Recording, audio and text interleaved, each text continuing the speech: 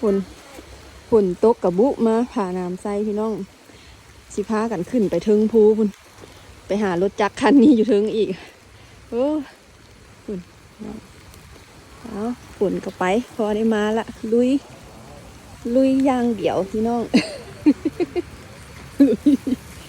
ฝนตกกับบ่ย่านรถ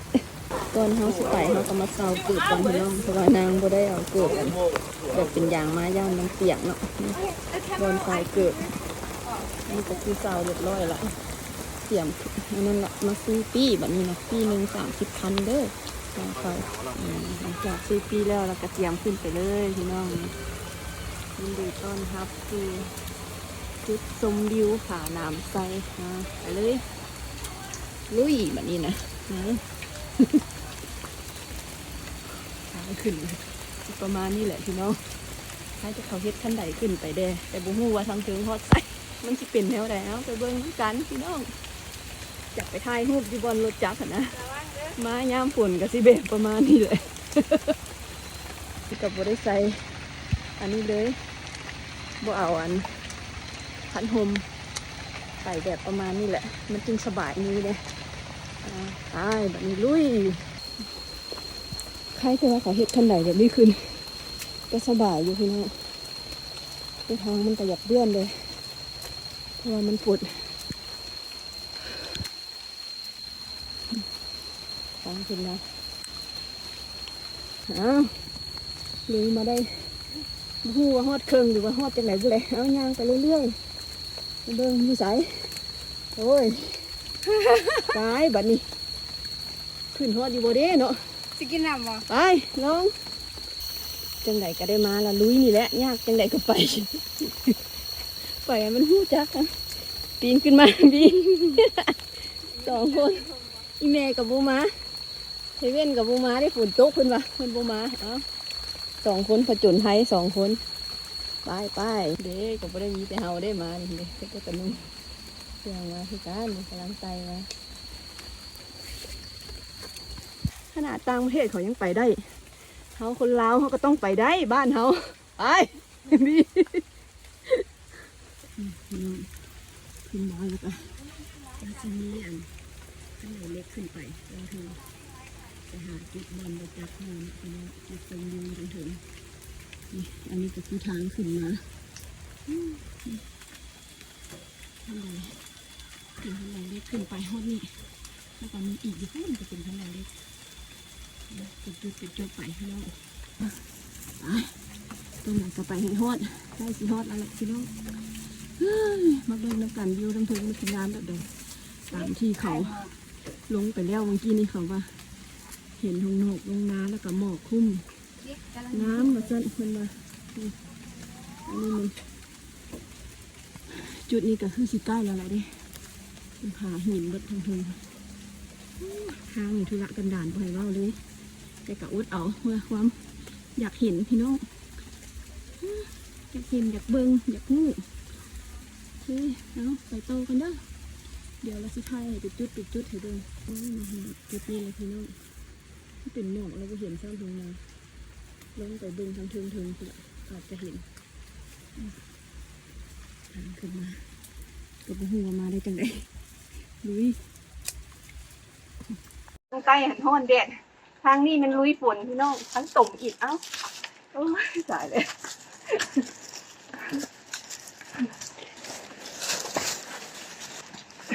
เอาเดี๋ยวอ่ะโอ้ยน้อง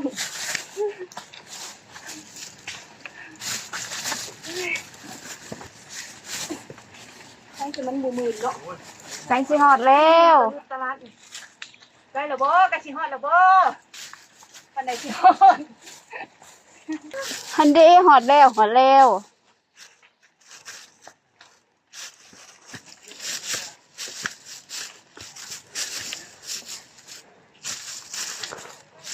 อดใส่บาทนี่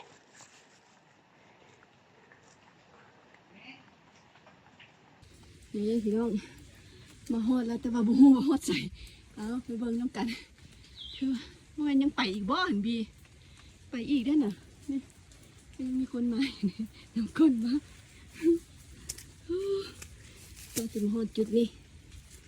เนาะเห็นแต่ถังขี้เหงื่อปะนี่ ไปขึ้นไปเทิง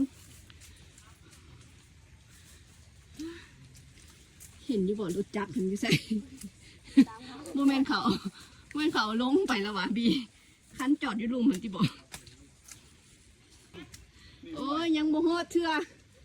ยังอีก300 เมตรมาสั่นป้าตัวตาย มาดิขึ้นมาเอาแท้วะยังอีก300 เมตรมาสั่นว้ายังโมโหเด้ออันนั้นตู่พักเซาซื้อๆที่บอกนางลินได้นี่นะไปต่ออีกพี่น้องลุยต่ออีก300 เมตร350 เมตรไก่ตื่นอยู่ได้นี่ป้ายขอกระบอก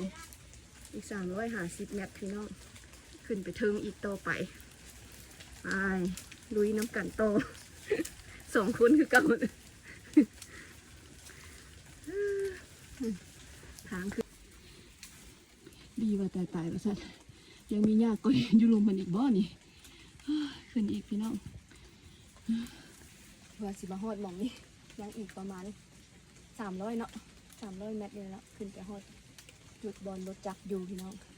ไปลุยต่อไปน้ำกันเลยพี่น้องเด้อไปขอบคุณนะเด้อทางเดี๋ยวก็ขึ้นมาให้กันทางขึ้นน้องพี่น้องเย้ฮอดแล้วพี่น้องฮอดแล้วเพื่อสิมาฮอดนี่เห็นละเด้อไปฮอดแล้วพี่น้องโอ้ยเพื่อสิมาฮอดตายนี่วิวทางถึงงามอยู่ได้โอ้ยตายบัดทางสิไปขี่รถจักรขันตีหลังเบิ่งดูบีอยู่ขึ้นได้ไห่ลงเด้อวันนี้เด้อป้าทางขึ้นพี่น้องป้าหมอกงามอีหลีสมกับความตั้งใจมาอยู่แต่ว่าบอลสิไปนั่งรถจักรคันที่พุ่นนะที่บุญพุ่น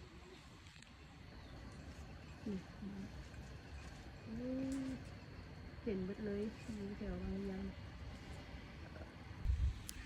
ดี มาฮอดแล้วเด้อพี่น้องจุดชมวิวนี่รถจักรกับอยู่พุ่นอยู่บนสุดเลยเด้อนี่เด้อเพื่อสิมาฮอดพี่น้องเกือบตายบัดขึ้นได้บัดสิให้ลงได้บ่พี่น้องนะทางลงนะให้เราเลยเพื่อมาฮอดหมอกกับผู้ดีคุ้มบ่มาถ่ายรูปก่อนพี่น้องคุณนะหมอกคุ้มเลยงามเนาะบีเนาะนะเบิ่งหมอกนะสมอยู่สมกับความลำบากขึ้นมาพี่น้องตายแล้วมันแล้วแต่คนเห็นตัว บ่เห็นอย่างเลย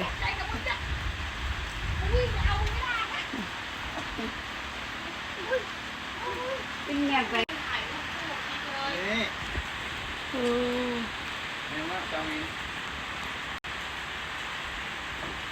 วิวเห็นเบิด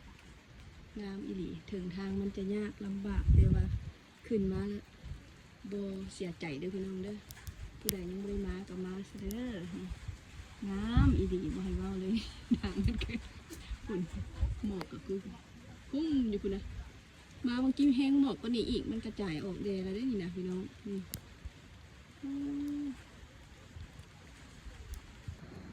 เบิ่งคุณข้าเจ้าบ่เห็นสีย่านสีเย็นอย่างบัดเฮาว่าจันไปแล้วสั่นงักอยู่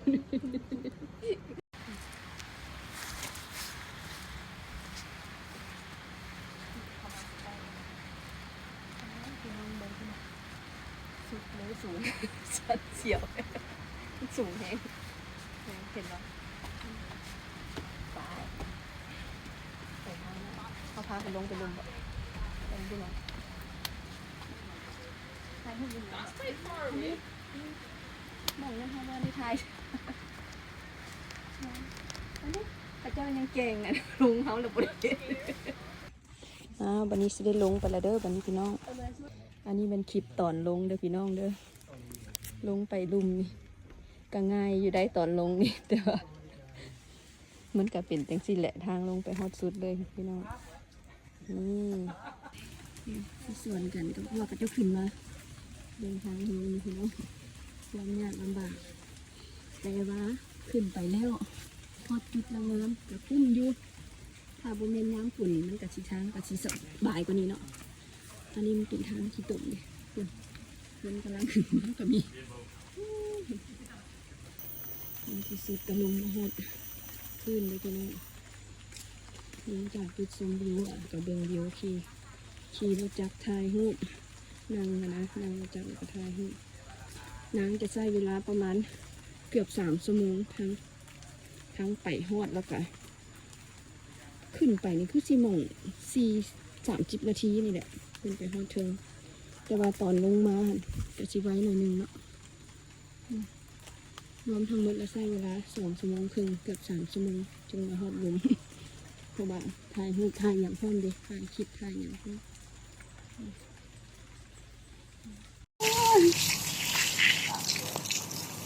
ครับดูสภาพเลย